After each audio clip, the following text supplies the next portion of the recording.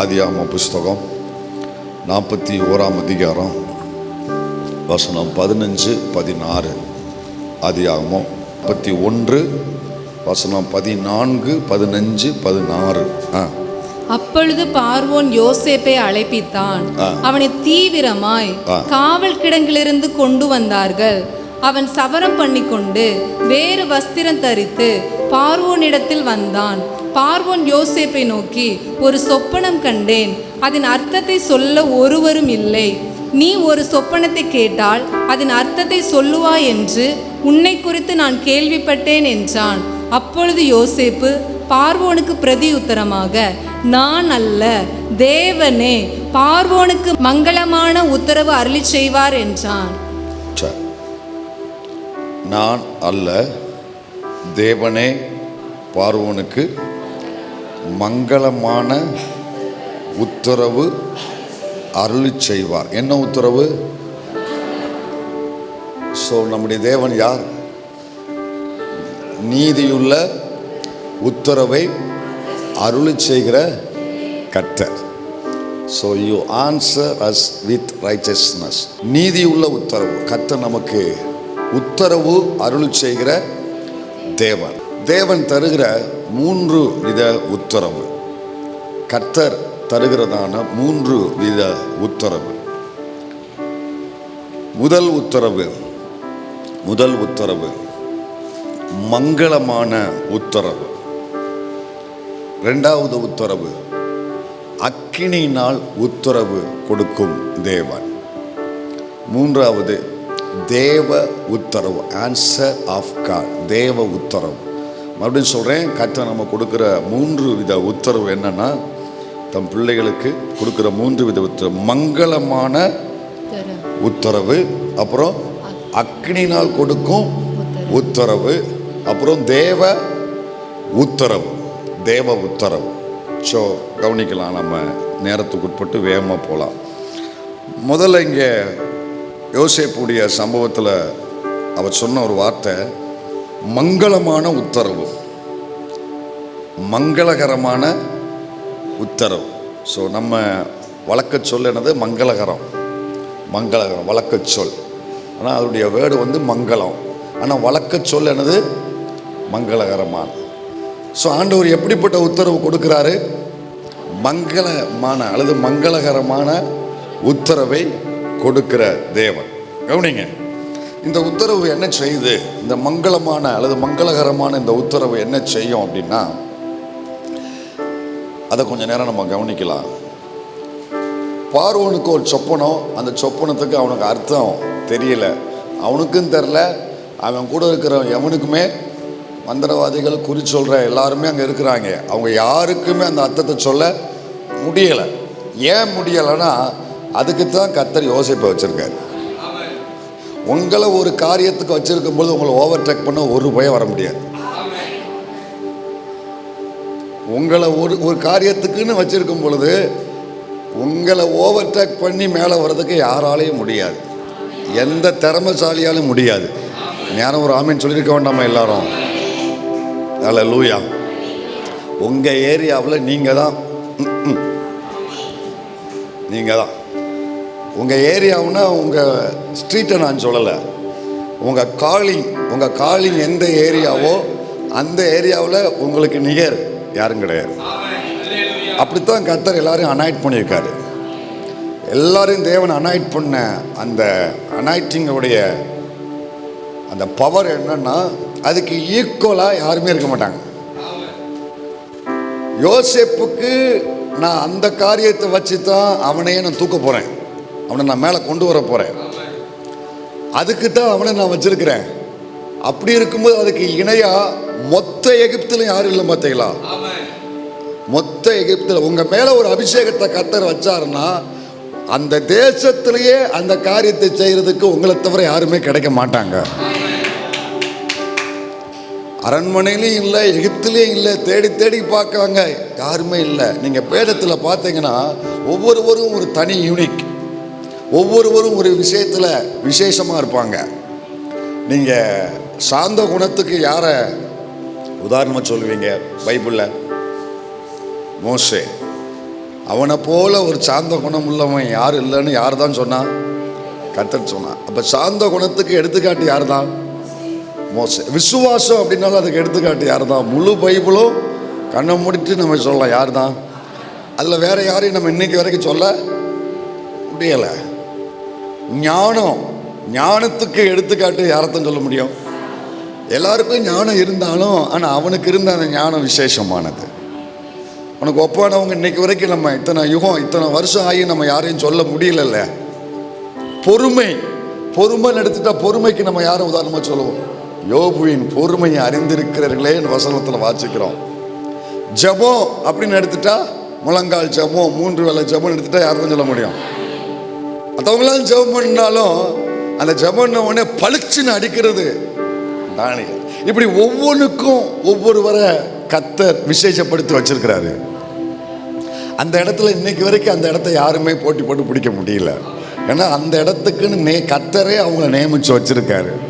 வேற யாராலையும் போட்டி போட்டு பிடிக்க முடியாது. எத்தனை பேர்னாலும் இருக்கலாம், போட்டிக்கு வரலாம். அங்கிட்டு 100 இங்கிட்டு 100, 4 பக்கமும் 100 400 பேர் வந்து நிற்கலாம். ஆனால் அந்த இடத்த பிடிக்க முடியாது. அதுக்குன்னு உங்களை தான் அனாய்ட் பண்ணியிருக்காரு. அதுக்குன்னு உங்களை தான் காலிங் கொடுத்துருக்கிறாரு. அதுக்குன்னு உங்களை தான் அப்பாயின்ட் பண்ணியிருக்கிறாரு. அல்லேலூயா. அதே மாதிரி இந்த எகிப்தில் இந்த பார்வோனுடைய சொப்பனத்துக்கு அர்த்தம் சொல்லுவதற்குரிய இந்த கிருபையை, இந்த ஞானத்தை கர்த்தர் யோசேப்புக்கு வச்சிருந்ததுனால அதுக்கு நிகராக அங்கே யாருமே வர முடியலை. எப்போதுமே உங்கள் வேலை அல்லது உங்கள் ஊழியம் அதில் கர்த்தர் உங்களை ஏதோ ஒரு விதத்தில் விசேஷப்படுத்தியிருப்பார். அதில் யாரும் போட்டி போட்டாலும் அந்த போட்டி தோற்று போகும். போட்டியாளர்கள் தோற்று போவாங்க. போட்டியாளர்கள் இன்றி நீங்கள் அப்பாயின்ட் பண்ணப்பட்டிருக்கிறீங்க. அப்படித்தான் ஆண்டவர் யோசேப்பை கொண்டு வந்தார். இப்போ அவனுக்கு பார்வோனுக்கு முன்னால் கொண்டு போய் யோசேப்பை நிறுத்துறாங்க. நிறுத்தின உடனே யோசேப்பிட்ட பார்வோன் சொல்கிறான், இப்போ நான் கேள்விப்பட்டேன் நீ வந்து இந்த மாதிரி சொப்பனத்துக்கெல்லாம் அர்த்தம் சொல்லக்கூடியவனான அப்படின்னு சொன்னவனே இப்பயாவது தெரிஞ்சிச்சுல, இப்பயாவது தெரிஞ்சிச்சுல, இதைத்தான் நான் எதிர்பார்த்தேன், இப்பயாவது புரிஞ்சுக்கிறோம் அப்படின்னு காலரை தூக்கி விட்டானா? அப்படின்னு தன்னை குறித்து மிதமாக பேசினானா?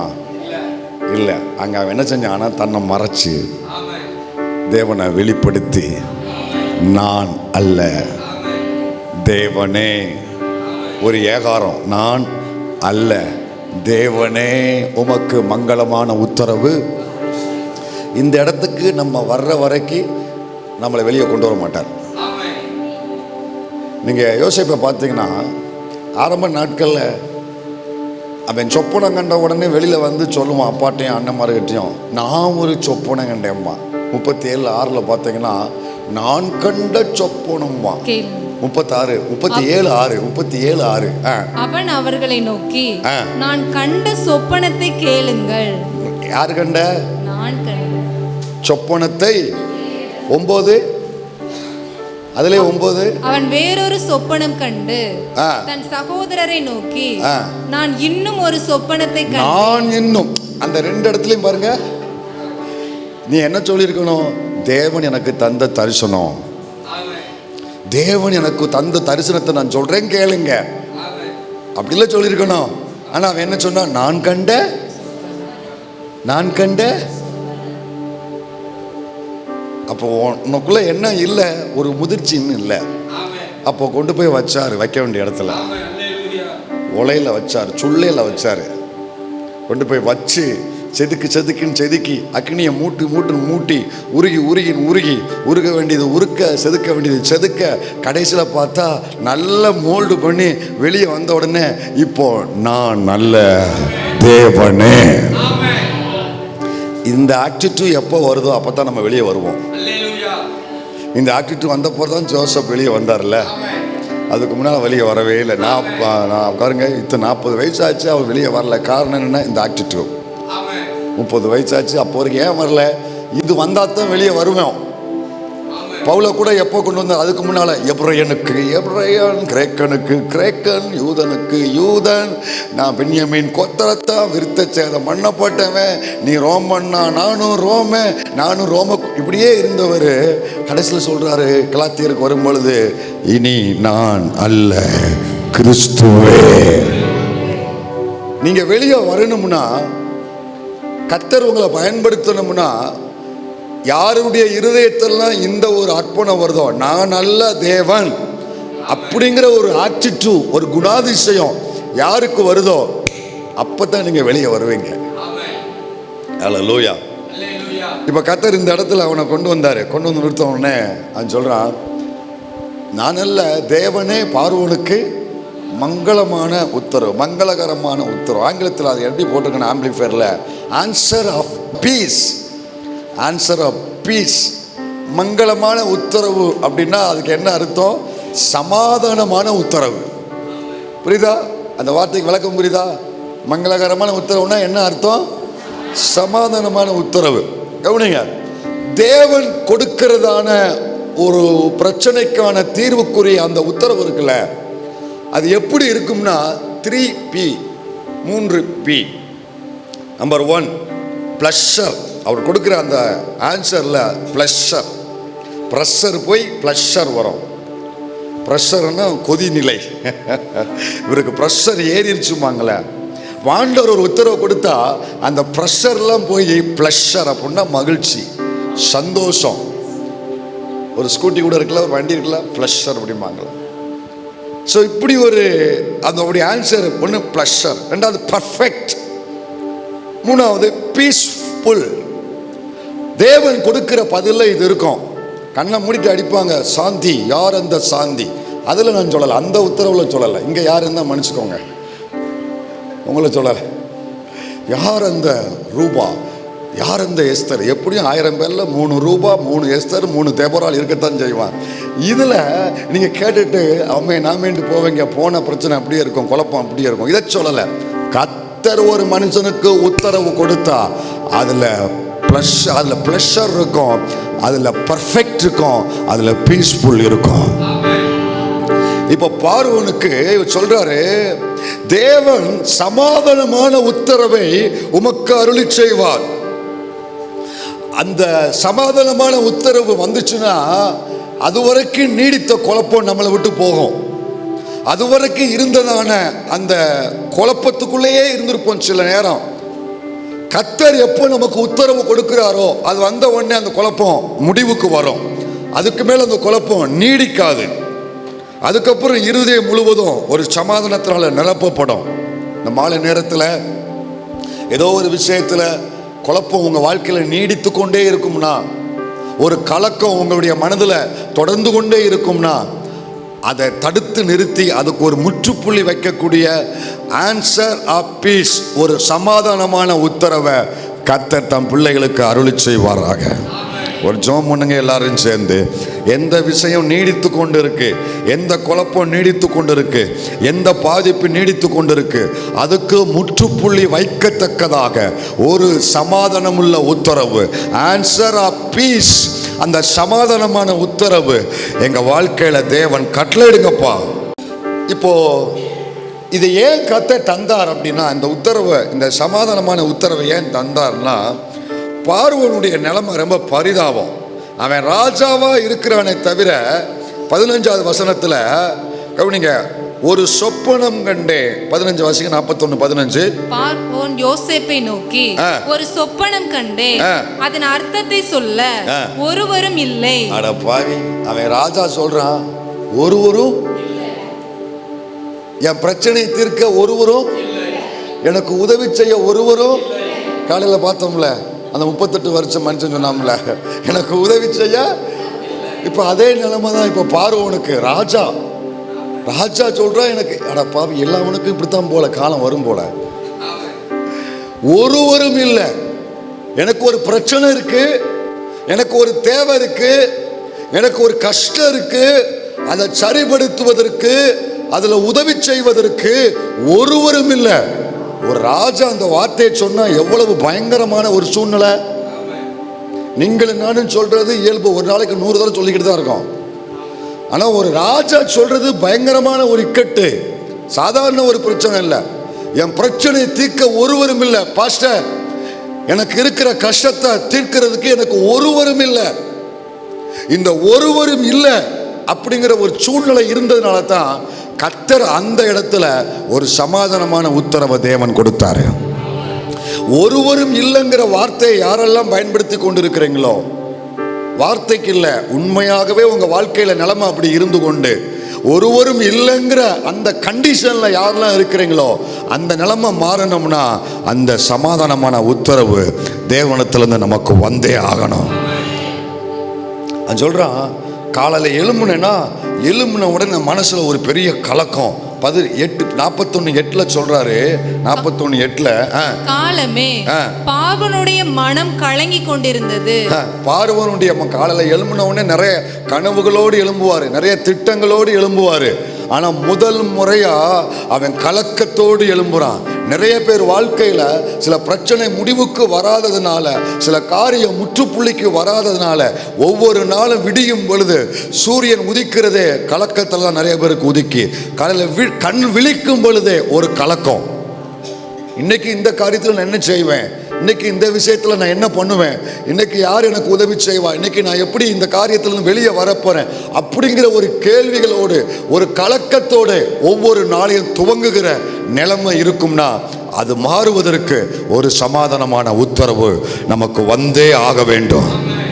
உங்களுடைய கலக்கம் மாறணும்னா, ஒருவர் இல்லைங்கிற அந்த கண்டிஷன்ல அற்புதம் நடக்கணும்னா, தேவை ஒன்று, மங்களமான அல்லது சமாதானமான உத்தரவு நமக்கு வரணும்.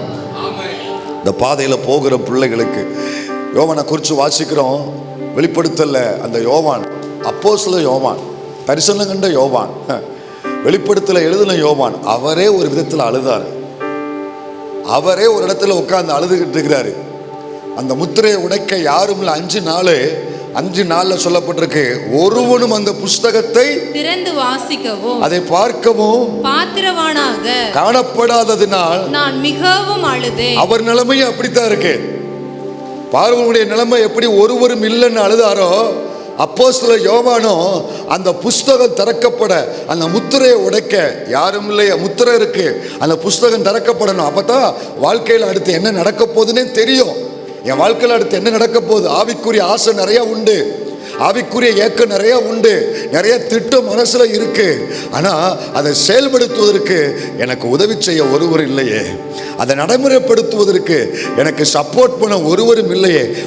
கவனிங்க, உங்களுக்கு ஒவ்வொரு பிரச்சனையிலிருந்து வெளியே வருவதற்கு ஒருவரும் இல்லையே அப்படிங்கிற ஆதங்கம், வேதனை இருக்கிறது போல, அஸ் எ பாஸ்டரா, ஊழியர்களா எங்க நிலைமை எப்படின்னா, நிறைய தரிசனம், நிறைய திட்டம், நிறைய ஆசை, நிறைய ஏக்கம் இதெல்லாம் இருக்கு.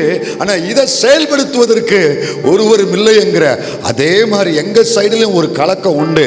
அதனால நீங்க எப்படி அழுகிறீங்களோ, நாங்களும் சில தரிசனம் நிறைவேறுவதற்காக அழத்தான் செய்கிறோம்.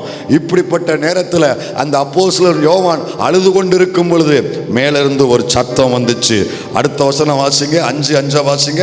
அப்பொழுது மூப்பர்களில் ஒருவன் என்னை நோக்கி, நீ அழ வேண்டாம். நீ அழ வேண்டாம். முதல் வார்த்தை, நீ அழ வேண்டாம்.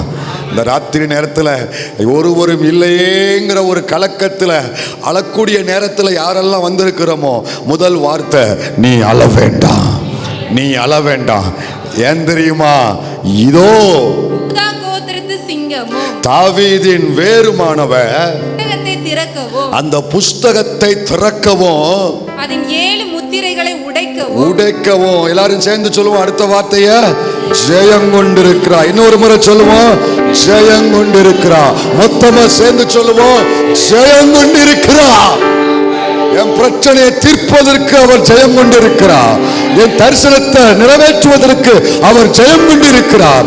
ஒருவரும் இல்லை என்கிற நிலைமையில் இருக்கிற எனக்கு அவர் ஜெயம் கொண்டிருக்கிறார். அதனால நீ அழ வேண்டாம், நீ அழ வேண்டாம். ஒருவரும் இல்லையே அப்படின்னு அழுகிற தேவ பிள்ளையே, தேவ மனுஷா, தேவ பிள்ளையே, நீ அழாத, அவர் ஜெயம் கொண்டிருக்கிறார்.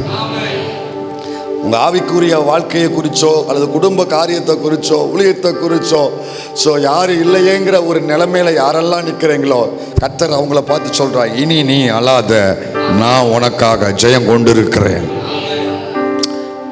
இதை எப்படி அடுத்த ஒரு பிரச்சனை கவனிங்க. முதல் பிரச்சனை எப்படி இதை சொப்பனம் கண்டு கலக்கத்தில் ஒருவரும் இல்லைங்கிற ஒரு நிலைமையில் இருக்கிறாரு. இதை முதல்ல பிரச்சனையே என்னன்னு தெரில, அது ஒரு பிரச்சனை. கவனிங்க, அது ஒரு பிரச்சனை என்னன்னு தெரில, சொப்பனத்துக்கு அர்த்தமே தெரில. இப்போ யோசேப்பு வந்துட்டாரு, அந்த சொப்பனத்துக்கு அர்த்தம் என்னன்னு சொல்லிட்டாரு. யோசேப்பு வந்து சொல்லிட்டார். 41:32 பார்த்தீங்கன்னா, இந்த காரியம் தேவனால் நிச்சயிக்கப்பட்டிருக்கிறது என்பதை 41:32 தான்.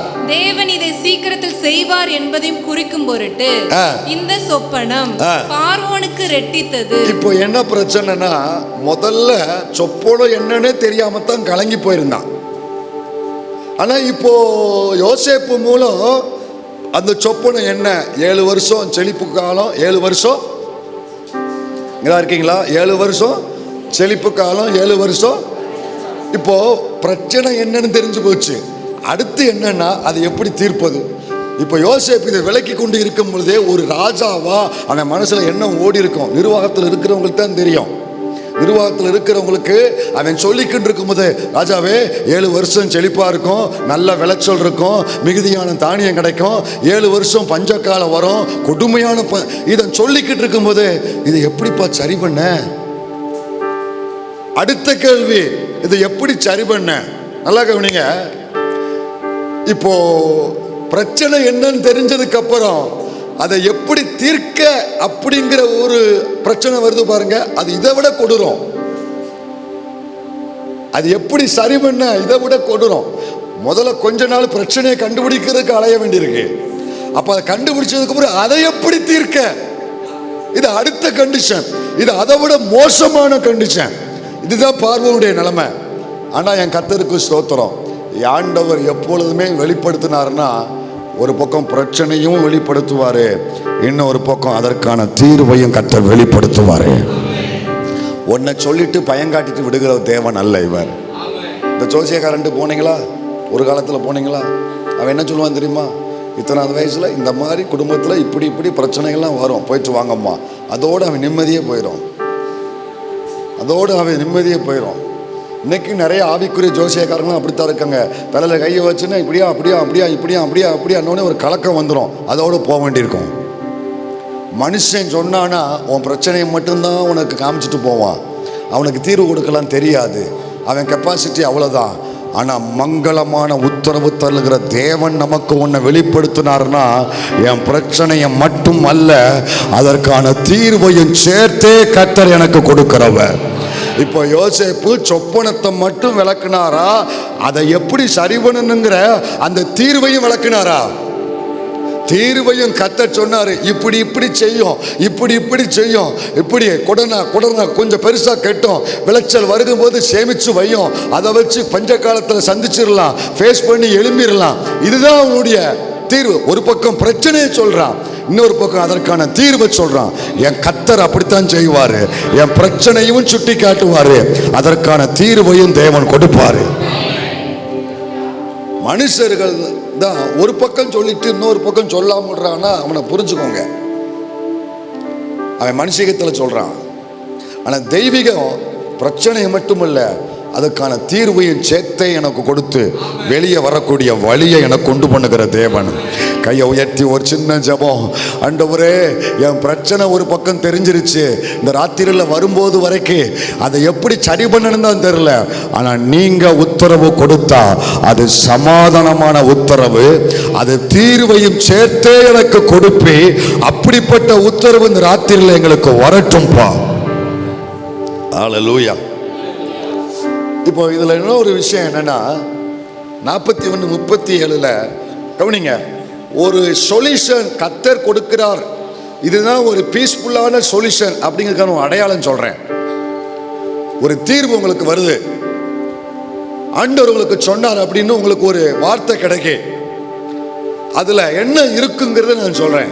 இது கர்த்தர் தான் எனக்கு கொடுத்த சொல்யூஷன், எனக்கு கொடுத்த தீர்வு அப்படின்னா, அதுல என்ன உண்டாகும் தெரியுமா? 41:37 பாருங்க. இந்த வார்த்தை பார்வோனுடைய பார்வைக்கும் அவன் ஊழியக்காரர் எல்லாருடைய பார்வை, கொஞ்சம் பேர் இல்ல, 10 பேர் மட்டும் இல்ல, சொல்லுங்க, எல்லாருடைய பார்வைக்கும் நன்றாய் கண்டது. கர்த்தர் கொடுத்தா அப்படித்தான் இருக்கும். கர்த்தர் கொடுத்தா அப்படித்தான் இருக்கும். 10 பேர் மட்டும் ஏற்றுக்கொண்டு மீதி 10 பேர் அது சரியில்லையே, அப்படி செய்யக்கூடாது அப்படின்னு ஒருத்தரும் சொல்ல மாட்டாங்க. எல்லாரும் மனதிலையும் ஒரு சமாதானம் வந்து தங்கும். கர்த்தர் ஒரு தீர்வை கொடுத்தாருன்னா அதை குறித்த ஒரு சமாதானம் முழு குடும்பத்துக்கும் வந்துடும், முழு சபைக்கும் வந்துடும், உங்களை சார்ந்திருக்கிற அத்தனை பேருக்கும் வந்துடும். எல்லாருக்கும் ஒரே ஏக சமாதானம் வந்துருச்சுன்னா அந்த தீர்வு கர்த்தரால் உண்டானது, அது தேவனால் உண்டானது. இந்த ராத்திரியில இப்படிப்பட்ட பாதையில் போகிற பிள்ளைகளுக்கு முழு குடும்பமும் சமாதானம் அடையக்கூடிய ஒரு தீர்வு, முழு சபையும் சமாதானம் அடையக்கூடிய தீர்வு, எல்லார் பார்வைக்கும் இது சரிதான், இது சரிதான், இது நல்லதுதான் என்று சொல்லக்கூடிய ஒரு தீர்வை இந்த தேவன் தருவாராக. அல்லேலூயா. இந்த தீர்வு அடுத்து என்ன செஞ்சிச்சு? ஆண்டவருடைய கொடுத்த இந்த உத்தரவை தான் பார்க்குறோம். அது எப்படிலாம் அவங்களுக்கு ஹெல்ப் பண்ணுச்சு, அது எப்படிலாம் அவங்களுடைய காரியங்களை டேக்கிள் பண்ண உதவி செஞ்சிச்சு, அவங்கள வெளியே வர்றதுக்கு அது உதவி செஞ்சிச்சு அப்படின்னா அதான் வரிசையாக பார்க்குறோம். ஒரு பக்கம் முதல்ல பிரச்சனையை மட்டுமல்ல தீர்வையும் சேர்த்து சொன்னார். இன்னொரு பக்கம் அது எல்லாருடைய மனசுலையும் ஒரு சமாதானம் தங்குச்சு. இந்த மங்களமான உத்தரவு, இந்த சமாதானமான உத்தரவு இன்னொன்று செய்யும். என்ன தெரியுமா? இப்போ இந்த காரியம் வெளிப்பட்ட உடனே பார்வோன்ல இருந்து கீழே இருக்கிற அடிமை வரைக்கும் எல்லாரும் மனதிலையுமே ஒரே ஒரு விருப்பம், ஒரே ஒரு நினைவு, எல்லாரும் மனசுலையும் ஒரே ஒரு காரியத்தை தான் நினைச்சாங்க. என்ன நினைச்சாங்கன்னா, எப்படியாவது இந்த பஞ்ச காலத்துல நம்ம தப்பிக்கணும். சொல்லுங்க, எப்படியாவது இந்த பஞ்ச காலத்துல நம்ம தப்பிக்கணும். யார் தப்பிக்கணும்? யார் தப்பிக்கணும்? எகிப்து தேசம் தப்பிக்கணும். அவங்கள பொறுத்தவரையில் எகிப்து தேசம் தப்பிக்கணும். அதுக்குத்தான் அவங்க முயற்சி எடுத்தாங்க. தங்கள் ஜனங்களை பாதுகாக்கணுங்கிறதுக்காகத்தான் அவங்க அவ்வளோ முயற்சி எடுத்தாங்க. ஆனால் கர்த்தருடைய திட்டம் என்ன தெரியுமா? எகிப்து தேசம் மட்டுமல்ல, மொத்த உலகமும் அதில் பாதுகாக்கப்படுவதற்கு அந்த எகிப்தை கர்த்தர் பயன்படுத்தினார், அந்த யோசேப்பை கர்த்தர் பயன்படுத்தினார். அவங்க நினைவு, நம்ம தப்பிச்சிடணும், இந்த பஞ்சத்தில் நம்ம பாதுகாக்கப்படணும், இந்த சுச்சுவேஷனில் நம்ம எப்படியாவது தாண்டி கண்ணை மூடி கஷ்டப்பட்டு பல்ல கடிச்சிட்டு வெளியே வந்துடணும், இதில் எப்படியாவது நான் என் குடும்பம் எப்படியாவது வெளியே வந்துடணும். தப்பாக கணக்கு போடுறீங்க. உங்கள் மேலே தேவன் கொடுத்துருக்கிற உத்தரவு சமாதானமான உத்தரவு. இது என்ன செய்யும்னா, ஒன்றை மட்டும் தப்பிக்க வைக்காது, உன் மூலம் அநேகரை பிழைக்க வைக்கும், உன் மூலம் அநேகரை உயிர் வாழ வைக்கும். ஒன்றை மட்டும் காப்பாற்றுவது தேவ திட்டம் அல்ல. இந்த உத்தரவுக்குள்ள நீயும் பிழைப்ப, ஒன்றை கொண்டு ஆயிரங்களை கர்த்தர் பிழைக்க வைப்பாரு. கண்ணை மூடி கையை தட்டி கர்த்தருக்கு ஒரு மகிமை சொல்லு. நான் மட்டுமல்ல, என்னை கொண்டு பல ஆயிரங்களை போஷிப்பது, காப்பாற்றுவது, உயிர்ப்பிப்பது தேவனுடைய தீவிர சித்தம்.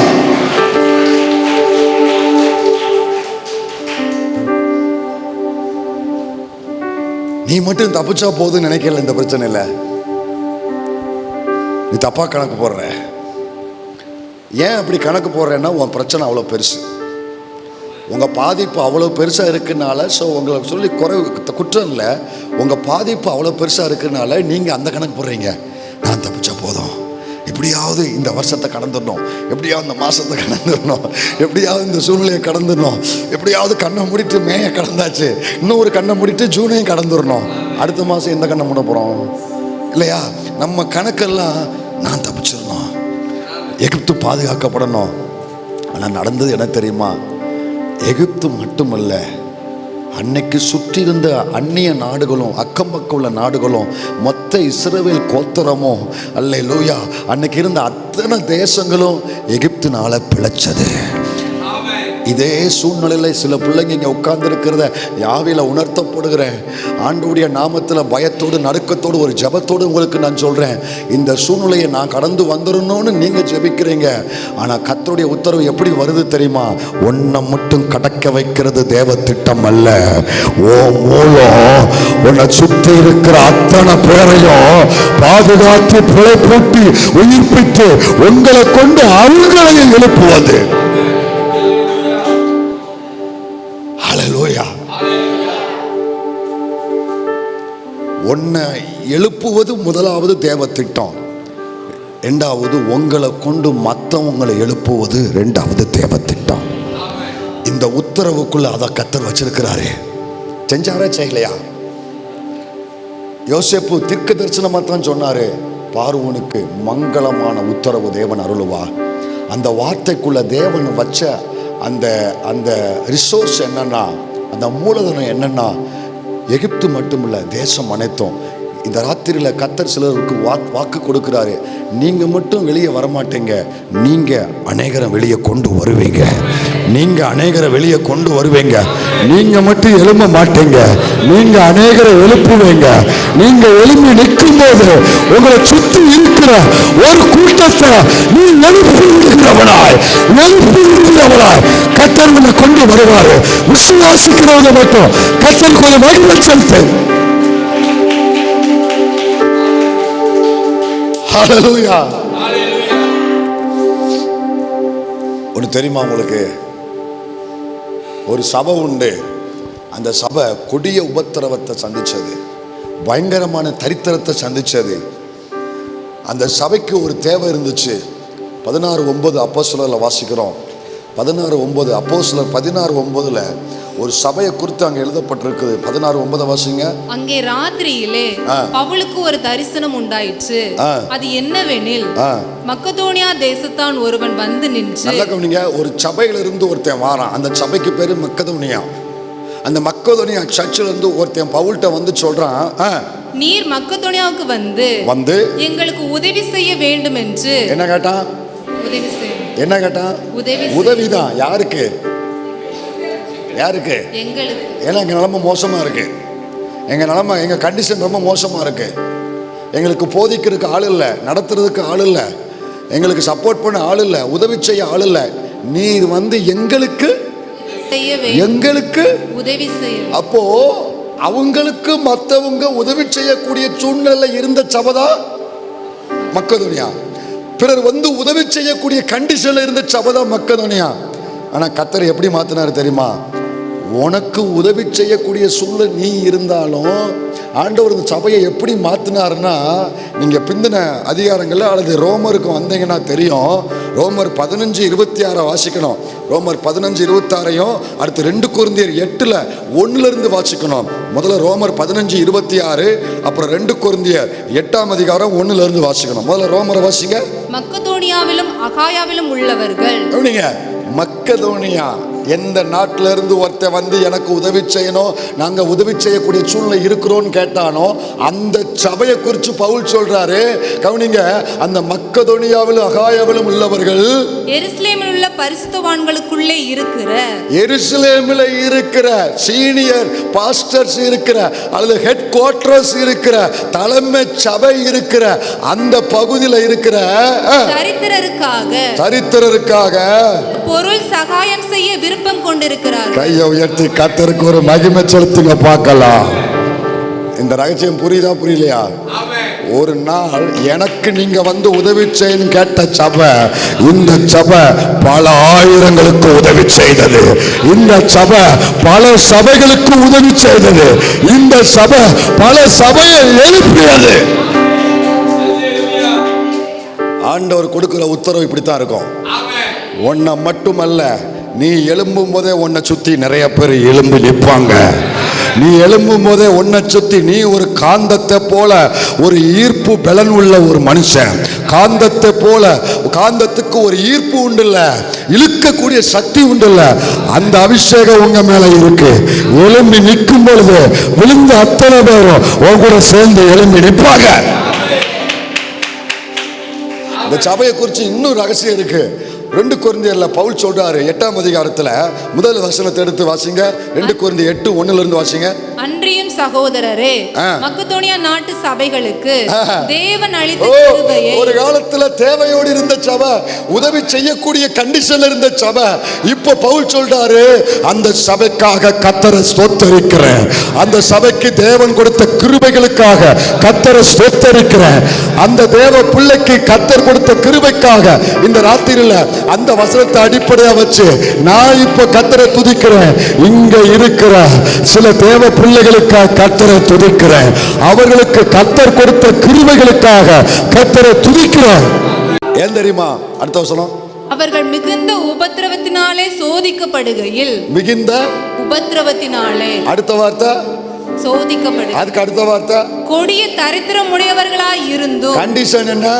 மிகுந்த கொடிய தரித்திரம், சுற்று நிலைமை என்ன? மிகுந்த உபத்திரவம், கொடிய தரித்திரம். யாராவது மூச்சு விடுவோமா நேரம்? ஆனா இந்த சூழ்நிலையில இருக்கிற சபை, நாங்க எழும்பினா போதும் அப்படிங்கிற நிலைமையில இருக்கிற சபை, அதை கர்த்தர் எப்படி மாத்தினார்னா தங்கள் பரிபூர்ண சந்தோஷத்தினாலே மிகுந்த உதாரத்துவமாய் கொடுத்தார், மிகுந்த உதாரத்துவமாய் கொடுத்தார். இந்த சபை அநேக மிஷனரிகளை எழுப்பியது, இந்த சபை அநேக சபைகளை ஸ்தாபித்தது, இந்த சபை அநேக ஊழியர்களை தாங்கியது.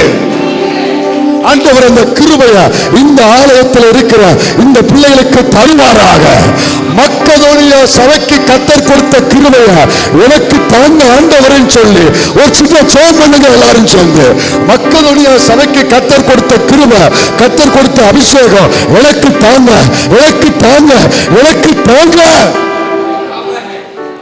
கொடிய உபத்திரவம், மிகுந்த தரித்திரத்துல உதவி செய்யக்கூடிய அபிஷேகம், தங்களுக்கு தேவைன்னு இருக்கிற நிலைமையில எருசலேம் சபைக்கு ஆதரவா இருந்த சபை, ஆண்டவர் அந்த கிருபைய நான் எழும்பணும்னு நினைக்கிற பிள்ளைகளை, பல சபைகளையும் பல ஊழியர்களையும் எழுப்பிவிடத்தக்க கிருபைகளை ஆண்டவர் நமக்கும் இங்க இருக்கிற பிள்ளைகளுக்கும் கர்த்தர் தருவாராக. ஹல்லேலூயா. என்ன ஒரு பயங்கரம் இல்லையா? ஒரு காலத்துல எனக்கு உதவி செய்யுங்கன்னு கூப்பிட்ட சபை, இப்ப எல்லா சபையும் மக்கதோனியா சபையின் உதவியை சார்ந்திருக்கு. ஆண்டவருடைய நாமத்தில் ஆவியில நிரம்பி நான் சொல்றேன், எனக்கு உதவி செய்யணுங்கிற நிலைமையில் இருக்கிற தேவ பிள்ளைய, ஏதோ ஒரு நாள் வருது, ஒரு நாள் வருது, உன் உதவியில நிறைய ஊழியம் நடக்கும். உன் மூலம், உன் முழங்கால் ஜபத்தினாலையும் உன் உதாரத்துவமான காணிக்கையினாலையும் அநேக ஊழியங்கள், மிஷனரி ஊழியங்கள், சபைகள் எழும்பத்தக்க அளவில் அங்க மக்கதோனியா சபைக்கு தேவன் கொடுத்த கிருபைய தாகமுள்ள பிள்ளைகளுக்கு கர்த்தர் தருவாராக. ஆண்டவர் தருவாராக. அந்த கிருபையை எனக்கு தாங்க ஆண்டவரே, அந்த கிருபையை எங்க சபைக்கு தாங்க ஆண்டவரே, எங்க குடும்பத்துக்கு நீங்க தாங்கப்பா. ஹல்லேலூயா. அந்த கிருபையை கர்த்தர் எகிப்து தேசத்துல யோசேப்பு மூலம் அங்க தந்தாரு. அதுதான் இந்த மங்களமான, இந்த ஆன்சர் ஆஃப் பீஸ், இந்த சமாதானமான உத்தரவு இதெல்லாம் செய்யும், இதெல்லாம் செய்யும். ஆண்டவரே, என் ஜெபத்தின் முடிவில் எனக்கு இப்படிப்பட்ட உத்தரவு எனக்கு வேணும். இப்போ அடுத்து இந்த இந்த இந்த இந்த உத்தரவு என்ன செஞ்சிச்சுன்னு கடைசியாக ஒரு காரியத்தை நான் சொல்றேன், கவனிங்க. இப்போ யாக்கோபு சொல்றாரு, இதெல்லாம் எனக்கு எதிராக நேரிடுகிறது சொன்னார்ல, இதெல்லாம் எனக்கு, அவங்க எகிப்துக்கு போயிட்டு வந்துட்டு தன்னுடைய பிள்ளை ஏற்கனவே யோசேப்பு சொன்னா, யோசேப்பும் போயிட்டான், சிமியோனும் இல்லை, இப்போ இவனையும் யார பெஞ்சமினையும் கொண்டு போக பார்க்குறீங்க அப்படி சொல்லிட்டு அவன் சொல்லுவான், இதெல்லாம் எனக்கு எனக்கு விரோதமாய் 42:36 வாசிங்களேன். 42:36 வாசிங்க. அவர்கள் தகப்பனாகிய யாக்கோபு அவர்களை நோக்கி, என்னை பிள்ளையற்றவனாக்குகிறீர்கள். யோசேப்பும் இல்லை, சிமியோனும் இல்லை. நிலைமையை பாருங்க, நிலைமையை பாருங்க. அதுல முதல் வசனத்தை வாசித்துட்டு வாங்க. முதல் வசனத்தை 42 முதல் வசனத்தை வாசித்துட்டு வாங்க. எகிப்திலே தானியம் உண்டென்று யாக்கோபு அறிந்து தன் குமாரரை நோக்கி, நீங்கள் ஒருவர் முகத்தை ஒருவர் பார்த்து கொண்டிருக்கிறது. நிறைய பேர் அப்படித்தான் இருக்கும். ஐயா அம்மாவை பார்க்க, அம்மா ஐயாவை பார்க்க, ரெண்டு பேரும் சேர்ந்து பிள்ளைகளை பார்க்க, பிள்ளைங்க அவங்க எல்லாரையும் பார்க்க, ஒரு முகத்தை பார்க்கறத தவிர ஒன்றுமே தெரில. ஒரு முகத்தை ஒரு பார்க்கறத தவிர வேற என்ன செய்யணும்னு இதுதான் நிலைமை. இப்போ யாக்கோபுடைய குடும்பத்தில் இதான் நடக்கு. இப்போ தான் கீழே வாசிக்கிறோம். இந்த கண்டிஷன்ல யாக்கோபு சொல்றாரு 36ல, என்னை பிள்ளையற்றவனாக்கிறீர்கள். யோசேப்பும் இல்லை, சிமியோனும் இல்லை, பென்யமீனையும் கொண்டு போக பார்க்கிறீர்கள். கடைசியா முடிக்கிறார். இதெல்லாம் எனக்கு விரோதமாய் நேரிடுகிறது. மொத்த தேசத்திலையும் கர்த்தரை சேவிக்கிறது நான் மட்டும்தான். கவனிக்கணும், மொத்த இஸ்ரவேல் தேசத்திலையும் இந்த யெகோவா தேவனை சேவிக்கிறது நான் மட்டும்தான், என் குடும்பம் மட்டும்தான், என் சந்ததி மட்டும்தான். ஆனா எல்லாரும் நல்லா இருக்கிறாங்க. ஆனால் ஏன் சந்ததி, உண்மை சேவிக்கிற ஏன் சந்ததி தான் இந்த நிலைமையில இருக்கு. இப்போ நமக்கு ஒரு கேள்வி, எல்லாரும் நல்லா இருக்கிறாங்க, அவங்க நினைக்கிறத விட அதிகமாக அவங்களுக்கு கிடைக்குது, அவங்களுக்கு எல்லாமே ஈஸியாக வந்துடுது. ஆனால் நான் கஷ்டப்பட்டா கூட எனக்கு வரமாட்டுக்கு. அவங்க கேட்கறத விட அதிகமாக கிடைக்கு, ஆனால் நான் கேட்கறதே எனக்கு கிடைக்க மாட்டேங்குது. நான் யாருன்னா உங்களை தேடுகிறவன், உங்களை ஆராதிக்கிறவன். ஆனால் அவன் யாரு? அவனுக்கும் உங்களுக்கும் சம்பந்தமே இல்லாமல் வாழ்கிறவன். ஆனால் அவனுக்கு கேட்கறத விட அதிகமாக கிடைக்கு, நினைக்கிறத விட அதிகமாக நடக்கு. ஆனால் உங்களை தேடுகிற எனக்கு எதுவுமே நடக்க மாட்டேங்குது. Why this? ஏன் இது? எதுக்காக இந்த சம்பவம்? ஒரு கேள்வி. அடுத்து கொஞ்சம் தூரத்தில் இதான் யாக்கோபு கேள்வி. அடுத்து கொஞ்சம் ஒரு 2 நாள் கழிச்சு இவங்க எல்லாரும் போயிட்டு எகிப்துக்கு போய் தானியம் வாங்கிட்டு வந்து சாக்கை பிரித்து பார்த்தா சாக்குக்குள்ள தானியமும் இருக்கு, அவங்க போட்ட. இப்போ இதுவும் புரியல, அதில் சந்தோஷப்படுறதுக்கு ஒன்றுமே இல்லை. பயம் வந்துச்சு, எல்லாருக்கும் கலக்கம் வந்துச்சு. ஏன் எனக்கு மட்டும் அடுத்தடுத்து ஒரு கலங்க வைக்கக்கூடிய சம்பவமே நடந்துகிட்டு இருக்கு? ஏன் எனக்கு மட்டும் அடுத்தடுத்து என்னை பயமுறுத்துகிற காரியமே நடந்துகிட்டு இருக்கு? அடுத்தடுத்து சந்தோஷப்படுற மாதிரி ஒரு சின்ன காரியம் கூட என் காதில் விழமாட்டுருக்கு. அடுத்தடுத்து ஏன் எனக்கு இப்படி, ஏன் எனக்கு இப்படி? இது யாக்கோப்புடைய சைடில் நடந்த சில காரியம். கொஞ்ச நாளைக்கு முன்னால இதே கேள்வி யாருக்கு இருந்துச்சுன்னா யோசேப்புக்கு. எல்லாரும் நல்லா இருக்கும் பொழுது ஏன் என்னை மட்டும் குழியில போடுறாங்க, ஏன் என்னை மட்டும் இப்படி ஒரு பட்டம் சாட்டுறாங்க, ஏன் என்னை மட்டும் இப்படி சிறையில் கொண்டு போறாங்க? அப்போ ரெண்டு பக்கமும், அந்த பக்கம் யோசேப்புக்கு ஒரு கேள்வி, ஏன் எனக்கு மட்டும் இப்படி நடக்கு? இந்த பக்கம் யாக்கோப்புக்கு ஒரு கேள்வி, ஏன் என் குடும்பத்துக்கு மட்டும் இப்படி சம்பவிக்கு? இருந்துச்சா இல்லையா? இப்படி ஒரு கேள்வி இருந்துச்சா இல்லையா? இன்னைக்கு உங்களுக்குள்ள இருக்கா? ஏன் எனக்கு மட்டும், ஒய் திஸ்? ஏன் எனக்கு மட்டும் இது நடக்கு? ஏன் எனக்கு மட்டும் சம்பவிக்கு? அப்போ ஆண்டவர் சொன்னாரு, எப்பா வேற ஒன்றும் இல்லை, நான் கொடுக்குற உத்தரவு முடிவில் என்ன நடக்கும் தெரியுமா? உங்களை வச்சு மொத்த எகிப்துலையும் நான் ஒரு சாட்சி சொல்ல வைக்க போறேன். உங்களை வச்சு யாரும் சொல்லாத சாட்சியை நான் சொல்ல வைக்க போறேன். அந்த சாட்சியை சொல்ல வைக்கிறதுக்காகத்தான் யோசேப்பே ஒன்று அந்த பக்கம் ஒரு கேள்வி நிறைஞ்ச பாதையிலையும், யாக்கோப்பே ஒன்று இந்த பக்கம் ஒரு கேள்வி நிறைஞ்ச பாதையிலையும் உன்னை கொண்டு போகிறேன்.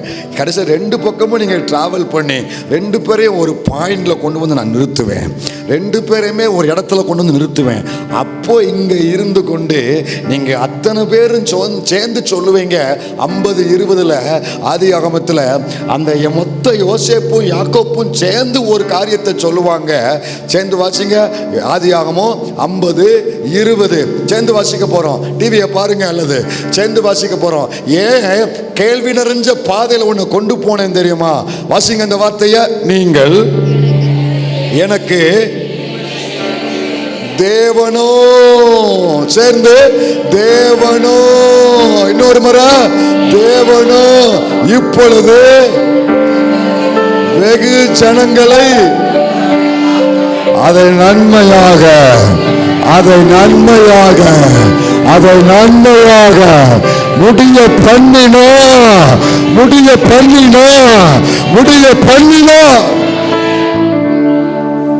முடிய பண்ணினா. இப்படி ஒரு சாட்சி இதுக்கு முன்னால யாரும் சொல்லல, இதுக்கப்புறம் யாரும் சொல்லல.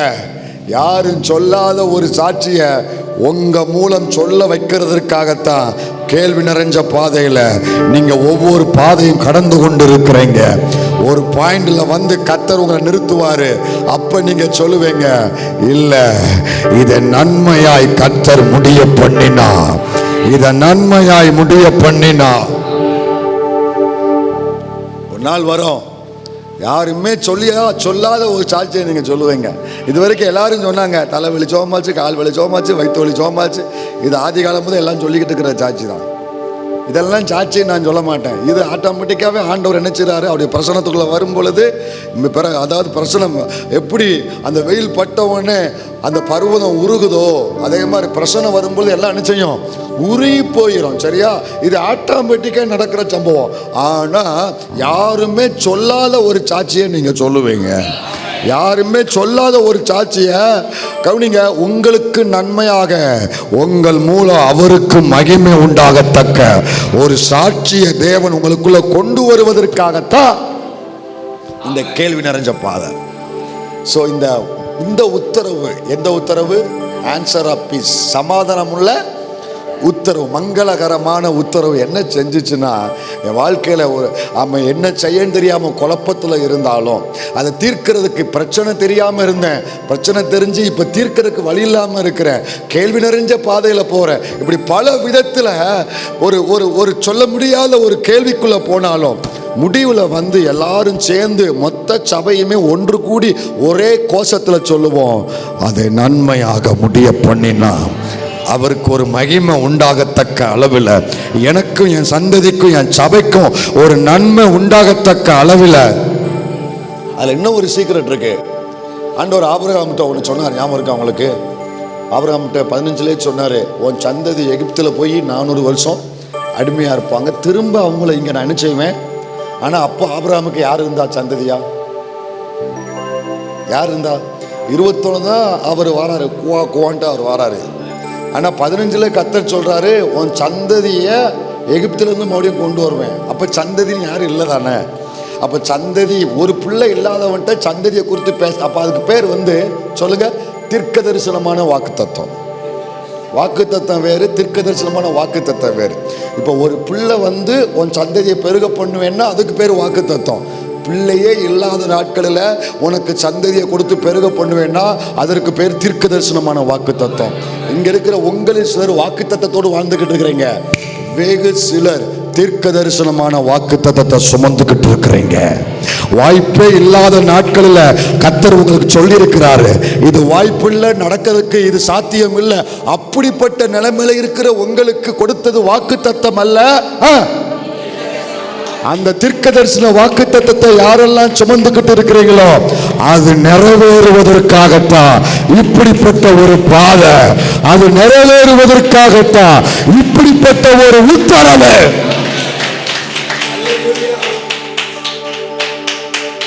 நம்புறீங்களா? அப்படிப்பட்டவங்க ஒரு சின்ன ஜெபம், ஆண்டவர்கிட்ட எனக்கு நீங்க கொடுத்தது வாக்கு தத்தம் அல்ல, தீர்க்க தரிசனமான வாக்கு தத்தம். அந்த வாக்கு தத்தம், தீர்க்க தரிசனமான வாக்கு தத்தம் நிறைவேறுவதற்காகத்தான் இப்படி ஒரு பாதையில கொண்டு போறீங்க. முடிவில் ஒரு உத்தரவு வரப்போகுது. அந்த உத்தரவு, ஆண்டவரே அந்த தீர்க்க தரிசன வாக்கு தத்தத்தை நீங்க நிறைவேற்ற போகிறீங்க. அந்த உத்தரவு இந்த ராத்திரியில வெளிப்படுவதாக, இந்த ராத்திரியில தேவ பிள்ளைகளுக்கு வெளிப்படுவதாக. அல்லேலூயா. புரிஞ்சிருச்சா? இந்த மங்களமான உத்தரவு என்ன செய்துன்னு புரிஞ்சிருச்சா? இந்த ஒரு உத்தரவு இவ்வளவு காரியத்தை செஞ்சிருக்கு. ஆண்டவர் இந்த காரியத்தை இந்த பாதையில போகிற பிள்ளைகளுக்கு கத்தச் செய்வாராக. 1 ராஜாக்கள் 18:27, 1 ராஜாக்கள் 18:27, 24. நீங்கள் உங்கள் தேவனுடைய நாமத்தை சொல்லி கூப்பிடுங்கள், நான் கர்த்தருடைய நாமத்தை சொல்லி கூப்பிடுவேன், அப்பொழுது அக்கினியினால் உத்தரவு அருளும் தெய்வமே. எதனால? அக்கினியினால். இதுக்கு முன்னால ஆண்டவர் சரித்திரத்துல கவனிங்க, வார்த்தையினால உத்தரவு கொடுத்திருக்காரு. எதனால? அப்புறம் செய்கையினால உத்தரவு கொடுத்திருக்கிறாரு. ஆனா இங்க என்ன வார்த்தை சொல்லப்பட்டிருக்கு? அக்கினியினால். எதனால உத்தரவு? அக்கினியினால். எல்லாரும் சேர்ந்து சொல்லுவோம். அக்கினியினால உத்தரவு அருளும் தெய்வமே. தெய்வம். அதற்கு ஜனங்கள் எல்லாரும் இது நல்ல வார்த்தை என்றார்கள். இதை நீங்க சொல்ல மாட்டீங்களா? ஒரு ஆமென் சொல்ல மாட்டீங்களா? அல்லேலூயா. அக்கினியினால உத்தரவு அருளும் தேவன். முதல்ல என்ன உத்தரவு சொன்னாரு? மங்களமான உத்தரவு. இரண்டாவது அக்கினியினால் உத்தரவு. ஏன் இங்க அக்கினியினால் உத்தரவுன்னா, இங்க வைக்கப்பட்டது பலி. பலி. இந்த பலியை கர்த்தர் அங்கீகரிக்கிறதுக்கு அடையாளமே என்னதான்? அக்கினி வந்தாதான் கர்த்தர் அங்கீகரிச்சாலுக்கான அடையாளம். பலி முழுமை அடையணும்னா அதுக்கு தேவை அக்கினி. இப்ப 2 காரியம், 3 காரியம். ஒண்ணு, பலி முழுமை அடையணும். சொல்லுங்க, முழுமை அடைய. அந்த முழுமை சொல்லுங்க, முழுமை அடையணும். இவங்க பலிபிடம் கட்டி தண்ணியை ஊற்றி விறக வச்சு காளையை வெட்டி வச்சாப்புல அது முழுமையா கிடையாது. அது பூரணமான ஆராதனை கிடையாது. அக்கினி வந்தா தான் அது பினிஷ் ஆகுது. இந்த பலி அப்பத்தான் முழுமையாகுது. இரண்டாவது, கர்த்தர் ஏற்றுக்கொண்டார் என்பதற்கான ஒரு அடையாளம். மூணாவது, நிரூபிப்பதற்காக. இந்த 3க்கும் இங்க எது தேவைன்னா அக்கினி. அக்கினி வந்தாதான் பலி முழுமை அடையும். அக்கினி வந்தாதான் கர்த்தர் ஏற்றுக்கொண்டாருக்கான அடையாளம். அக்கினி வந்தாதான் தேவன் நிரூபிக்கப்படுவார், கர்த்தர் நிரூபிக்கப்படுவார். இதுக்காகத்தான் கர்த்தர் என்ன பண்ணார்னா அக்கினினால ஒரு உத்தரவு கொடுத்தார். கவனிங்க, முழுமையாக்க எது அவசியமோ அதை கர்த்தர் அங்க கொடுத்தார். எலியா செலுத்தினதான இந்த பலியை முழுமையாக்க, அந்த ஊழியத்தை முழுமையாக்க, அந்த ஜெபத்தை முழுமையாக்க, அந்த காரியத்தை முழுமையாக்க எதை அனுப்புனா எலியாவுடைய ஊழியம் முழுமையாக்கப்படுமோ அதை கர்த்தர் அங்க அனுப்புனாரு. ஆண்டவர் சொல்றாரு, உங்க காரியங்கள் இன்னைக்கு அரை குறையுமா விடப்பட்டிருக்கு. சிலருடைய காரியங்கள் இடையிலேயே நின்று போயிருக்கு. ஸ்டார்ட் பண்ணீங்க, பட் கன்னி பண்ண முடியாம இடையில ஸ்டாப் பண்ணிட்டீங்க. ஸ்டார்ட் பண்ண நாளும் உண்டு, ஸ்டாப் பண்ண ஒரு நாளும் உண்டு. அரை குறையா கிடக்கல. ஆண்டவர் சொல்றாரு, அதை முழுமையாக்க அதற்கு எது தேவையோ அதை நான் அனுப்புவேன். அதை நான் அனுப்பி உன் காரியத்தை நான் முழுமையடைய செய்வேன். அரை குறையாய் கிடக்கிற காரியம் முழுமையடைவதற்கு என்ன தேவையோ கர்த்தர் அதை அனுப்புவாராக. ஜெபிக்க விரும்புறவங்க சேர்ந்து ஜெபிங்க பார்க்கலாம். அல்லேலூயா. என் காரியம் அரைகுறையா கிடக்கு, இடையில நின்று போய் இருக்கு, அதை முழுமையடைய செய்ய தேவையான ஒரு உத்தரவு உம்முடைய சமூகத்திலிருந்து வரட்டுப்பா. முழுமையடைய செய்கிற காரியம், என் குடும்பத்தை, எங்க ஊழியத்தை, எங்க வாழ்க்கைய, எங்க தரிசனத்தை, என் பிரயாசங்களை, என் தொழில, என் பிள்ளை காரியத்தை, இப்படி அநேகர் காரியத்தில் எல்லாமே இடையில நின்று போயிருக்கு, ஸ்டாப் ஆகி போய் கிடக்கு. அதை முழுமை அடைய செய்கிற ஒரு உத்தரவு ஆண்டவர் சமூகத்திலிருந்து புறப்பட்டு வருவதாக. அந்த அக்கினி வந்ததுக்கு அப்புறம் தான் அந்த பலி முழுமையாச்சு. அப்போ ஒரு உத்தரவு வரப்போது, உங்களுக்கான ஒரு உத்தரவு வரப்போது. இடையில நின்றுக்கிற அந்த காரியம் முழுமை அடையும். அரைகுறையான அந்த காரியம் முழுமை அடையும். ஆண்டவர் அதற்குரிய உத்தரவை தேவன் அனுப்புவாராக. அல்லேலூயா. அப்புறம் அங்க கர்த்தர் என்ன பண்ணார்னா நிரூபிச்சார். அதாவது ஏற்றுக்கொண்டார். அந்த பலியை நான் ஏற்றுக்கொண்டே நிரூபிச்சார். ஆண்டவர் நம்மையும் நம்முடைய ஊழியத்தையும் நம்ம செய்கிற தோத்திர பலிகளையும் நம்ம செய்கிற பிரயாசங்களையும் ஏற்றுக்கொண்டதற்கான ஒரு அடையாளத்தை இந்த தேசம் பார்க்கத்தக்க அளவில் தேவன் ராத்திரியில் தருவாராக. அப்புறம் அந்த அக்கினி வந்ததுனால தான் கர்த்தர் யார் என்பது அங்க என்ன செய்யப்பட்டது? கர்த்தரே கர்த்தரே. கவனிங்க, அண்ட சராசரத்தில் இவருக்கு நிகரான ஒரு தேவன் இல்லை, நம்முடைய தேவனை போல ஒரு தேவன் இல்லை அப்படிங்கிற அந்த சத்தியத்தை நிரூபிக்க அங்க அக்கினி தேவைப்பட்டுச்சு. அந்த அக்கினி வந்ததுக்கு அப்புறம் தான் மொத்த தேசமும் கர்த்தர் பாதத்தில் விழுந்து ஒரே கோஷமா சொன்னாங்க, கர்த்தரே கர்த்தரே கர்த்தரே. இந்த பட்டணத்தில், நம்ம வாழ்கிற ஸ்ட்ரீட்டில், நம்முடைய தேசத்தில் இந்த தேவனை நம்ம நிரூபிக்கணும்னா, இந்த கர்த்தரை நம்ம நிரூபிக்கணும்னா நமக்கு தேவை ஃபயர், நமக்கு தேவை அக்கினி. நமக்கு ஒரே ஒரு தேவை, உங்களை நிரூபிக்கணும்னா எங்களுக்கு தேவை அக்கினி. எங்களுக்கு உம்முடைய அக்கினி வேணும் ஆண்டவரே. We need fire. I have need fire only. நாங்க உங்களை நிரூபிக்கிறதுக்கு எங்க பிரசங்கத்தை வச்செல்லாம் நிரூபிக்க முடியாது.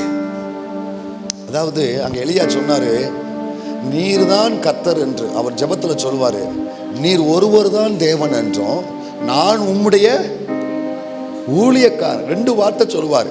நீர் ஒருவர் தான் தேவன் என்பதையும் நான் உம்முடைய. அப்போ இன்னைக்கு தேசத்துல இந்த 2ஐயும் நம்ம நிரூபிக்கணும். அவர் ஒருவர் தான் தேவன் என்பதையும் நம்ம எல்லாரும் அவருடைய ஊழியர்கள் பிள்ளைகள் என்பதையும் அவர் சொல்லிதான் நம்ம ஒவ்வொரு காரியத்தையும் செய்கிறோம் என்பதையும் நிரூபிக்கணும்னா நமக்கு தேவை என்ன தெரியுமா? இதை பிரசங்கத்தினால தான் நிரூபிக்க முடியாது.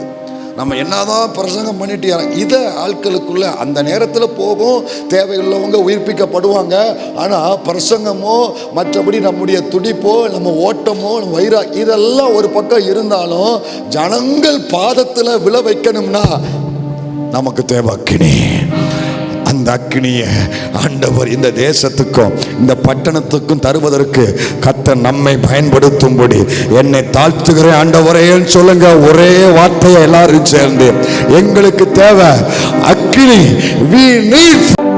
உண்மை நிரூபிக்கணும்னா நாங்க வசனத்தை தலைகளை சொன்னாலும் பிரயோஜனம் இல்லை, மனப்பாடு செஞ்சு ஒப்பிச்சாலும் அது பிரயோஜனம் இல்லை, எவ்வளவு வேகத்தோடு வைராக்கியத்தோடு பிரசங்கம் பண்ணாலும் பிரயோஜனம் இல்லை.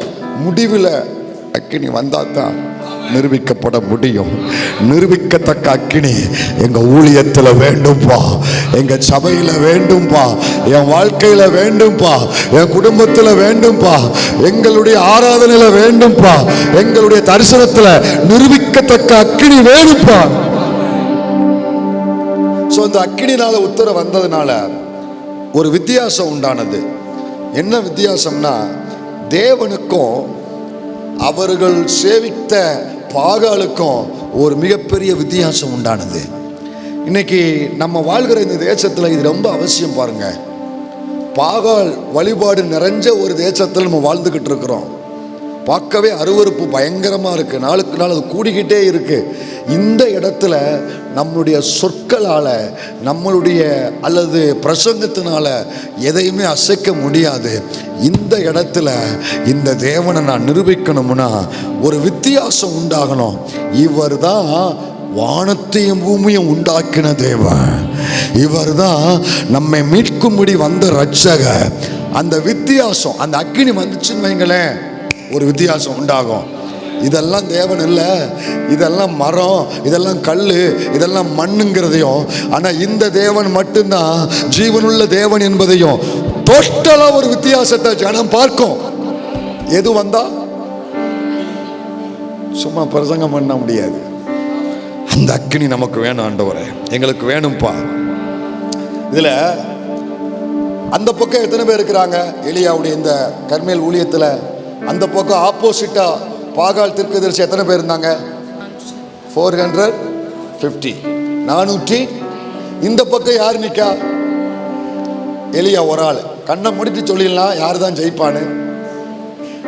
செக்குலரா பார்த்தா, உலக பிரகாரம் பார்த்தா இவர் ஒன்று, அங்க இது மைனாரிட்டின்னு சொல்ல முடியாது, இது ஒண்ணுமே இல்லைன்னு சொல்ல முடியும். 409 ஈக்குவல் பண்ணி பார்த்தா இது ஒண்ணுமே இல்லை, நத்திங். இது மைனாரிட்டி கூட சொல்ல முடியாது.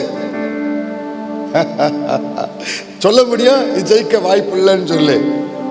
ஆனா ஆண்டவர்கிட்ட இருந்து அக்கினி வந்ததுனால நடந்தது என்ன தெரியுமா? 450 பேரை விழுங்கி போட்டுச்சு. 450 பேரும் தோற்கடிக்கப்பட்டாங்க. தனியா நின்ன ஒத்தாளு அங்க ஜெயிக்கப்பட்டாரு. நான் தனியா நிற்க நேரிட்டாலும் நான் ஜெயிக்கணும்னா எனக்கு தேவை உம்முடைய, எனக்கு தேவை உம்முடைய. ஒன்றும் இல்லை, ஒரு சின்ன ஊழியம் செஞ்சாலும் பரவாயில்ல, கிரவுண்டில் நின்று, மேலே மேடையில் இல்லை, கீழே நின்று நீங்கள் சின்ன ஊழியம் செஞ்சாலும் அதில் உம்முடைய அக்கினி எனக்கு வேணாம் ஆண்டவரே. ஒரு தனி ஆளை சந்திச்சு தனித்தால் ஊழியம் செஞ்சாலும் அதில் எனக்கு உம்முடைய அக்கினி வேணாம் ஆண்டவரே. ஒரு சுவிசேஷம் ஊழியம் செஞ்சாலும், ஒரு கிராம ஊழியம் செஞ்சாலும் எனக்கு தேவை உம்முடைய அக்கினி ஆண்டவரே. தனியா நின்னாலும் நான் ஜெயிக்கணும்னா எனக்கு தேவை உம்முடைய அக்கினி. இப்ப சம்பவம்லாம் நமக்கு தெரியும்.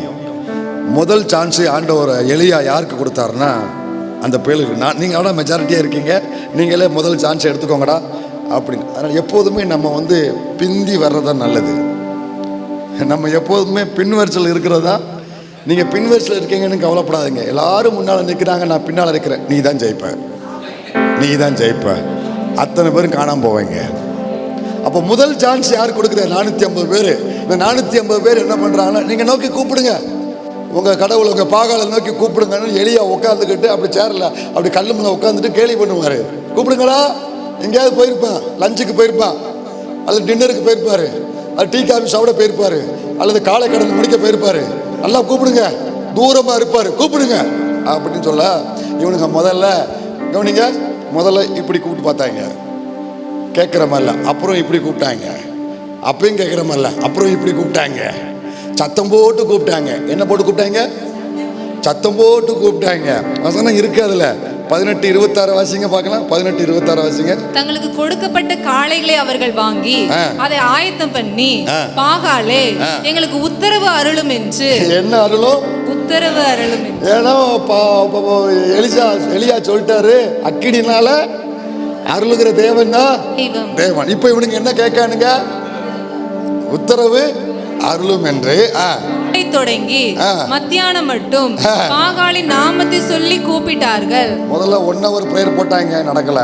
அப்புறம் 2 hours, அப்புறம் 12 hours போட்டு போய்க்காங்க. கவனிங்க, கூப்பிட்டார்கள், ஆனாலும் ஒரு சத்தமும் பிறக்கவில்லை. ஒரு சத்தமும். அதுக்கப்புறம் மறு உத்தரவு கொடுப்பாரும் இல்லை. எப்படி கொடுப்பாங்க? அடுத்த வார்த்தை, அவர்கள் கட்டின பலிபீடத்துக்கு எதிரே குதித்து ஆடினார்கள். தங்குன்னு குதிக்கானுங்க, உத்தரவு கொடுன்னு குதிக்கானுங்க. ஒண்ணு நடக்கல. அடுத்த வசனம் வாசிங்க. மத்தியான வேளையிலே எலியா அவர்களை பரியாசம் பண்ணி, உரத்த சத்தமாய் கூப்பிடுங்க, கொஞ்சம் சத்தம் போடுங்க, தேவனாமே அவன் தியானத்தில் இருப்பான். செமையா கிண்டல் பண்றாரு. அல்லது அலுவலா இருப்பான், ஏதாவது அபிஷியல் ஒர்க்ல இருப்பாரு, ஃபைலுக்கு சைன் போட்டுக்கிட்டு இருப்பாரு, அல்லது பிரயாணம் போயிருப்பான், எங்கேயாவது ஊருக்கு பிரயாணம் போயிருப்பாரு, அல்லது தூங்கினாலும் தூங்குவான். ஆனா நான் ஆராதிக்கிற தெய்வம் இஸ்ரவேலை காக்கிறவர், உறங்குவதும் இல்லை தூங்குவதும் இல்லை, என்னை கண் விழித்து காக்கிற தேவன். அவனை எழுப்ப வேண்டியதாக்கும். தூங்கி ரொம்ப அயட்ட நித்திர. இந்த கும்பகர்ண போய் சொல்லுவாங்கல்ல, 6 மாசம் சாப்பிடுவோம், 6 மாசம் அந்த மாதிரி தூங்கிக்கிட்டு இருப்பான். கொஞ்சம் தட்டி எழுப்பு அப்படின்ன உடனே, அதுக்கப்புறம் பாருங்க, எலியா சொன்ன உடனே இவனுங்க அப்படித்தான் போல அவன் பரியாச்சம் பண்ணிக்கிட்டு இருக்கான். ஆனா அடுத்த வசனத்தை பாருங்க, அவர்கள் உரத்த சத்தமாய் கூப்பிட்டு. அப்ப எலியா சொன்ன மாதிரி செஞ்சா சரியாயிரும் போல. உரத்த சத்தமாய் கூப்பிட்டு தங்கள் வழக்கத்தின்படியே இரத்தம் தங்கள் மேல் வடியும் மட்டும் கத்திகளாலும் ஈட்டிகளாலும் தங்களை கீறி கொண்டார்கள். 2 காரியம். ஒரு பக்கம் சத்தம் போடுறாங்க, இன்னொரு பக்கம் ரத்தம் சிந்துறாங்க. சொல்லுங்க, என்ன பண்றாங்க? சத்தம் போடுறாங்க, இன்னொரு பக்கம் சத்தத்துக்கும் பதில் இல்லை, ரத்தத்துக்கும் பதில் இல்லை. சத்தமும் பிரயோஜனமற்று போச்சு, ரத்தமும் பிரயோஜனமற்று போச்சு. இப்போ கடைசியாக முடிக்க போகிறேன், கவனிங்க. இப்போ எலியாவுடைய டேன் வந்துச்சு, கவனிங்க. நம்ம டேன் வரும்பொழுது நம்ம அதில் செஞ்சு முடிச்சிடணும். அதில் நம்ம டேன் வரும்பொழுது முழு பலத்தோடு செயல்படுறதுக்கு ஆயத்தமாக இருக்கணும். எலியாவுடைய டேன் வரும்பொழுது எலியா என்ன பண்ணார் தெரியுமா? அந்திப்பலி செலுத்தும் நேரத்தில் தீர்க்கதரிசியாக எலியா வந்து ஆபிரகாமுக்கும் ஈசாக்குக்கும் யாக்கோபுக்கும் தேவனாகிய கர்த்தாவே, இஸ்ரவேலிலே நீர் தேவன் என்றும். என்ன அருமை ஜெபம் பாருங்க. நீ முதல் வார்த்தையை நீ தேவன் என்றும், நீ தேவன் என்றும், நான் உம்முடைய ஊழியக்காரன் என்றும், இந்த ரெண்டே காரியம் என்றும், நான் இந்த காரியங்களை எல்லாம் உம்முடைய வார்த்தையின்படியே செய்தேன் என்றும், இந்த மூணு காரியத்தை சொல்லி வைக்கிறாரு. நீர் தேவன் என்று, நான் உங்க ஊழியன் என்றும், இந்த காரியம் எல்லாம் நீங்க சொல்லிதான் செஞ்சேன் என்றும் இன்றைக்கு விளங்க பண்ணும். கர்த்தாவே என்றும், தேவரீ தங்கள் இருதயத்தை மறுபடியும் திருப்பினீர் என்றும் இந்த ஜனங்கள் அறியும்படிக்கு என்னை கேட்டருளும் என்றான். ரெண்டே வசனம் நிரம்பின ஜபந்தான். அடுத்த வார்த்தை சொல்லுது, அப்பொழுது கர்த்தரிடத்திலிருந்து அக்கினி இறங்கி அந்த சர்வாங்க தகன பலியையும் விறகுகளையும் கற்களையும் மண்ணையும் பட்சித்து வாய்க்காலில் இருந்த தண்ணீரையும் நக்கி போட்டது. அக்கினி வந்தது, அக்கினி வந்தது, நிரூபிக்கத்தக்க அக்கினி வந்தது. அக்கினியினாலே உத்தரவு அறியும் தேவனே தேவன். அடுத்து என்ன நடந்துச்சு? அடுத்த வார்த்தை, ஜனங்கள் எல்லாரும் இதை கண்டபோது, அக்கினி வந்தா போதும், அக்கினி வந்தா போதும், ஃபயர் வந்தா போதும். பவுனிங்க கண்டபோது முகம் குப்புற விழுந்து தானா விழுவா, தானா விழுவா. நம்ம எந்த முயற்சி எடுக்க வேண்டாம், அவனே வந்து விழுவா. விழுந்துட்டு சொல்லுங்க, கர்த்தரே கர்த்தரே, தானா நடக்கும். கைதட்டி கர்த்தரை மகிமைப்படுத்து, கைதட்டி கர்த்தரை மகிமைப்படுத்து.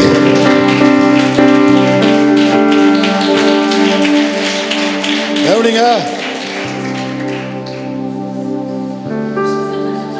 இதெல்லாம் செய்ய வேண்டாம். இதுவும் செய்ய வேண்டாம். இன்னைக்கு பார்த்துருக்கீங்களா?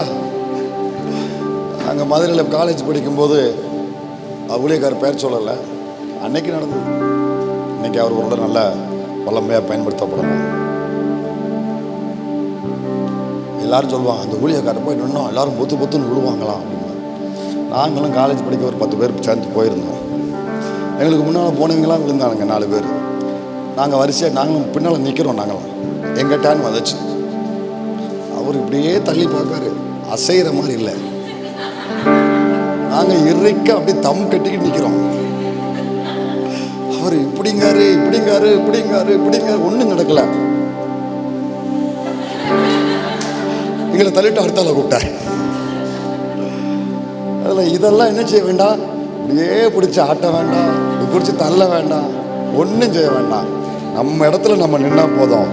அக்கினி வந்தா அத்தனை பேர் விழுவாங்க, அத்தனை பேர் விழுவாங்க, அத்தனை பேரும் தானா ஒப்பு கொடுப்பாங்க, தானா சொல்லுவாங்க, கர்த்தரே கர்த்தரே கர்த்தரே. இந்திய தேசத்துல அப்படி ஒரு துணி கேட்பதாக, அப்படி ஒரு ஊழியம் நடப்பதாக, அப்படி ஒரு அக்கினி வருவதாக, அப்படி ஒரு ஃபயர். அல்லேலூயா. ஊழியம் ரொம்ப ஈஸியா இருக்கும். ஆண்டவர்ட்ட கேட்கணும், we need fire, I have need fire. எங்களுக்கு உம்முடைய அக்கினி வேணும் ஆண்டவரே. ஜான் த பேப்டிஸ்ட், யோவான் ஸ்நானகன் அவன் நாட்களில் எரிந்து விளக்கு நெருப்பா இருந்தான். அவனுடைய வெளிச்சத்தில் எல்லாரும் சேர்ந்து களி கூர்ந்தாங்க. யோவான் ஸ்நானகனுக்கு என்ன ட்ரெஸ் போட்டிருந்தான்? ஒட்டகத்தோல். என்ன சாப்பிட்டான்? வெட்டுக்கிளி. நாகரிகமான ட்ரெஸ் கிடையாது, நாகரிகமான சாப்பாடு கிடையாது. ஆனால் அவன்கிட்ட ஃபயர் இருந்துச்சு, அவன்கிட்ட ஃபயர் இருந்துச்சு. நம்ம ஆண்டவர்கிட்ட கேட்கணும், நான் சாப்பிட்றேனே இல்லையோ, நான் நல்ல ட்ரெஸ் போடுறேனே இல்லையோ, நான் நல்ல ஆரோக்கியமாக இருக்கிறேன்னு இல்லையோ, எனக்கு அதெல்லாம் தேவையில்ல. எனக்கு வேண்டியது உம்முடைய அக்கினி. என் ஊழியத்தில் இருக்க வேண்டியது உம்முடைய அக்கினி. என் வாழ்க்கையில் இருக்க வேண்டியது உம்மை நிரூபிக்கக்கூடிய ஒரு அக்கினி எனக்கு வேண்டாண்டவரே. நான் சாப்பிட்றேன், சாப்பிடாம போகிறேன். நான் நல்ல நாகரிகமாக இருக்கேன், இல்லாமல் போகிறேன். என்னை பார்த்து இவனுக்கு மேனேஜ் தெரியலைன்னு சொல்கிறாங்க, சொல்லாமல் என்னவும் பண்ணுறாங்க. என்ன நான் எந்த விதத்துலையும் நான் குறைவுள்ளவனாக இருந்தாலும் பரவாயில்லை. ஆனால் என் வார்த்தையில், என் ஜபத்தில், என் ஊழியத்தில், என் பிரயாசத்தில் எனக்கு உங்கள் அக்கினி வேணும் ஆண்டவரே. அல்லேலூயா. இந்த இடத்துல நின்று, அதாவது இந்த பாயிண்ட்ல we need fire. எங்களுக்கு தேவை உம்முடைய அக்கினி. ரேவன்கள் எழுதினாரு, பலிபீடத்தில் இன்னைக்கு அக்கினி இருந்தா ஊழியம் ரொம்ப லெகுவா இருக்கும். பிரசங்கத்தில் அக்கினி இருந்தா ஜனங்கள் ஆட்டோமேட்டிக்காக ஒப்பு கொடுப்பாங்க. ரெண்டு விதத்துல சம்பவம். சிலர் அக்கினி இல்லாம வெளியே போறாங்க, சிலர் அக்கினி தாங்க முடியாம வெளியே போறாங்க. விளக்குற மாதிரி சொல்றேன். ஊழியத்துல ரெண்டு சம்பவமும் இருக்கு. சில இடங்கள்ல அக்கினியே இல்லைன்னு சொல்லி வெளியே போறாங்க. அங்க எந்த தொடுதலும் இல்லை, எந்த டச்சும் இல்லை, எந்த கிரியும் இல்லை அப்படின்னு சபையை விட்டு ஒரு குரூப்பு போகுது. இன்னொரு இடத்துல அக்கினி தாங்க முடியாம வெளியே போறாங்க. யோவான் ஸ்நானகன் செஞ்ச ஊழியத்துல போர்ச்சேவகர்கள் அவர்களுக்கெல்லாம் அவன் செஞ்ச ஊழியத்தோட அக்கினி என்ன செய்ய முடியல, தாங்க முடியல. தாங்க முடியாம வந்தாங்க. நம்ம சர்ச்சில் ஃபர்ஸ்ட் கேட்டகரியில் அக்கினி இல்லாமல் யாரும் வெளியே போகக்கூடாது. அக்கினி தாங்க முடியாமனா போட்டோம். நான் சொல்றது புரியுதா புரியலையா? அக்கினி இல்லைன்னு சொல்லி யாரும் வெளியே போகக்கூடாது. தாங்க முடியல. இதெல்லாம் கடினமான உபதேசம். இதெல்லாம் நமக்கு செட் ஆகலை.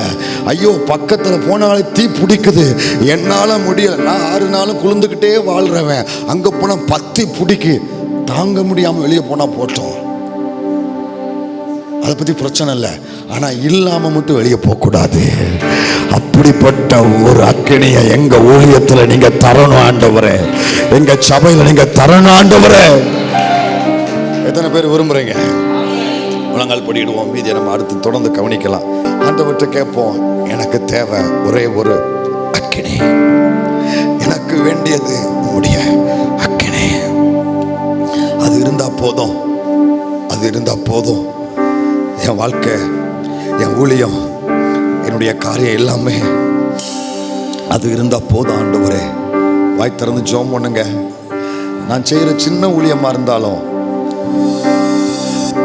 2 சாட்சி சொன்னோம்ல, அக்கினி இல்லாமல் யாரும் என்னை விட்டு போகக்கூடாது. அக்கினி தாங்க முடியாமல் வேணா போட்டோம். என் வாழ்க்கையில் அப்படி ஒரு அடையாளத்தை நீங்கள் தரணும். அப்படி ஒரு அடையாளம் வேணும்னு விரும்புகிறவங்க முழங்கால் போட்டு வாயை திறந்து ஜெபம் பண்ணுங்க. நானா எரிய முடியாதுப்பா, நீங்க போடுகிற அக்கினியை வச்சுத்தான் நான் எரிய முடியும். ஏற்கனவே எரிஞ்சு இப்ப அந்த ஜுவாலை குறைஞ்சு இருக்கும்னா அதையும் மறுபடியும் பத்த வைங்க.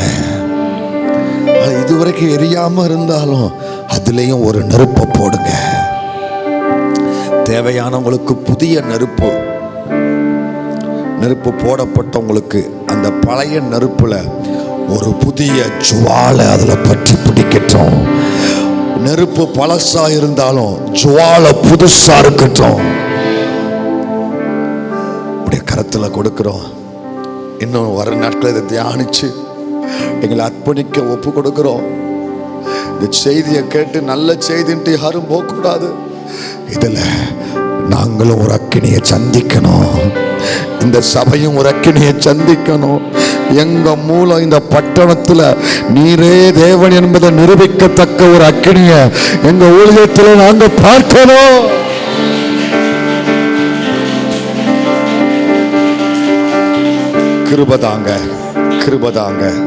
கிருபதாங்க வந்த ஜனத்தை இந்த வார்த்தைக்குரிய ஆசீர்வாதத்தை கொடுத்தா நடத்தும், மகிமைப்படும்.